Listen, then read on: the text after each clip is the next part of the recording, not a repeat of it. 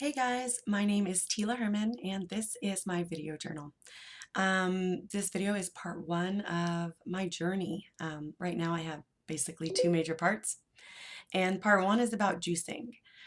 I guess I'll set the scene for you. It was probably about June of 2012. I was at about the heaviest I've been recorded. I was about 240 pounds. We were told that my husband might have a very aggressive form of bone cancer, and he was the breadwinner, and it still is. And my world got flipped upside down. I was obese, like I said, 240 pounds. I'm 5'5", so I was actually a few pounds away from morbid obesity. I was completely depressed. I could have stayed in bed all day long and didn't get out, and there were days that I did. I had no self-esteem, and to take it even a step further, I actually hated myself. And I spent a lot of time and energy belittling myself, talking down to myself, telling myself what a failure I was, that I was fat, that there was nothing that I could do about it.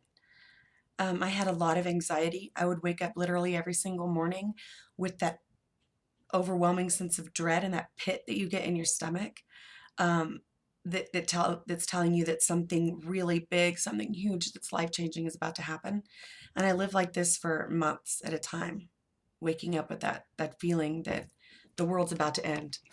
Um, I was the big fat mom that was in my kids' class. And I got to the point where I was really scared that my kids were going to start getting made fun of because of their mom, something that's completely out of their control. Um, because I was so cruel to myself, I took that on, those feelings of never being good enough and everything, and I projected that out and felt that everyone else felt the same thing about me. Everyone else thought that I was useless. I I let that keep me from going out and walking around the neighborhood. I used to seriously be afraid and stress out over the fact that if I were to put a pair of shorts and a t-shirt on and were to push my son and his stroller around the neighborhood, that people would judge me. Like, why is that fat lady outside walking around? Does she really think she's going to lose weight? And I can tell you, as someone who's on the other side of it now, who is no longer overweight or obese, that's not what normal people do. Normal people don't look at other people, and I never have. I've never looked at someone else and thought, like, what in the world do they think they're doing trying to improve their life? That's so silly, but I got stuck in it. And I wouldn't go to a gym. I wouldn't go outside and work out. I felt stuck. Um, I would also always, tell my girlfriends that I needed a girls' night out because desperately I did. And we all do. As human beings, we all need time away and breaks. And we would schedule it and everything would be fine. And then the day of, my anxiety took over. All of those feelings of worthlessness took over. And would have to cancel. I would cancel last minute because I just could not bring myself to face the facts, to sit in front of my friends, and I felt like they would just constantly be judging me and think, okay, the last time I saw her was a month ago, and oh my gosh, she's gained this much weight in 1 month. So I let my weight paralyze me, in all honesty. I let it take control of my life. And when I started being mean and cruel to myself, that meant that my heart wasn't fully available to love other people. And that was a hard pill to swallow when I figured out that, I can love people more than I'm loving them. But first, I have to let go of all the self-hate that's going on. I had already lost my dad at that point in June of 2012 to a massive heart attack. So, and it was because he didn't take good care of himself. You would think that that would have pushed me into taking control of my life immediately, but I didn't. I went through, the stages of grief, and I ended up turning even more towards food to cover the pain and alcohol. Um, Long story short, though, I got denied for weight loss surgery, and that's when I hit rock bottom. I felt utterly hopeless. I I called my husband that day, bawling my eyes out, telling him that the only one thing that could help me, like I was sure that that was the only thing that could help me was weight loss surgery, that they were going to deny it and that I was just going to be fat for the rest of my life. My husband tried to argue with me and tell me, no, we just need to start working out. And I said, no. Never in my adult life have I been under 170 pounds, and that's overweight at 5'5". I'm never. I believed it. I told myself it for so long that I believed it. I believed that I was ugly. I believed that I was useless. I believed that I was this fat, overweight mother that would never amount to anything, that would always be an embarrassment to her kids and to her husband and to her family. I believed it. And then one day, my husband told me to watch a documentary called Fat, Sick, and Nearly Dead. And I thought he was crazy, and I told him so. And I thought that the man in the movie was crazy. I'm not going to ruin it for you. It's an amazing, fantastic movie. Check it out on Netflix, Fat, Sick, and Nearly Dead. And they also even have part 2 now. I watched the movie. I did a ton of research. And I decided that I was going to start a juice fast. I decided that I needed something drastic to change my life, and I needed to tell everybody about it. And the reason that I didn't want to, everything in my body, everything was screaming like, you're going to go tell the people that you go to church with, and they're going to think you're insane. You're going to tell your friends on Facebook, and they're going to send you messages about how unhealthy you are. Don't get me wrong. I did get those messages, but they weren't from people that were informed about what I was truly doing. They thought I was drinking a bunch of, Minute Maid fruit juice or something from the store. I don't know.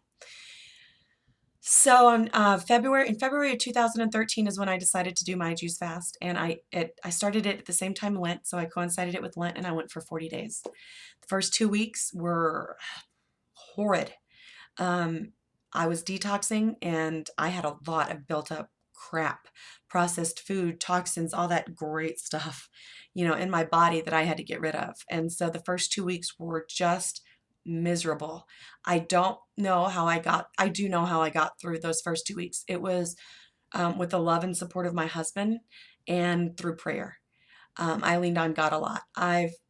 During those 40 days, I recited the Serenity Prayer more times than I ever have in my entire life. Just in those 40 days, I just, after the 2 weeks though, everything started changing.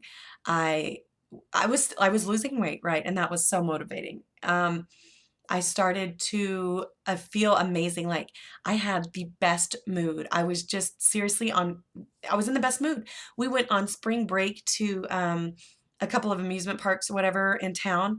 And usually I'd be just a neurotic mess, just snapping at the kids and get over here and stop arguing and, just mean mom.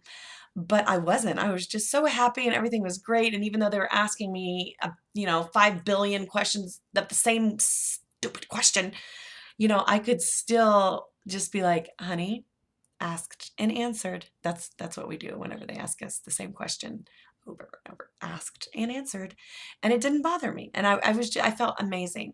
My hair was so strong and shiny. Like I got compliments from people about my hair. My skin was clear. My fingernails have always been very, I don't even want to show you, but very flimsy and weak. They were strong because of all the vitamins that I was drinking. I have Crohn's, and with my Crohn's, sometimes eating food can be extremely painful, the digestion process, because my small intestine is really inflamed. When I'm having a flare-up, that is. I had no pain at all during my juice fast because my body wasn't digesting anything. My digestive system got to take a good 40-day break, and my body would just absorb the nutrients. So I had a ton of energy. When I say I had a ton of energy, that amount of energy that I had, I haven't had since before I was a teenager. It was like that bottled up kid energy that everybody's like, if I could just bottle that energy that my kids have, I'd be rich. I felt that. And I felt and looked younger. I mean, not just feeling younger, but I looked it and I acted younger, but responsible, not ridiculously young. I lost 25 pounds during the 40 days, And more than that, I wish I would have taken my measurements. I didn't, but I dropped inches like you wouldn't believe. I will show you the photo at the end, my first day juice fasting, and then the last day juice fasting.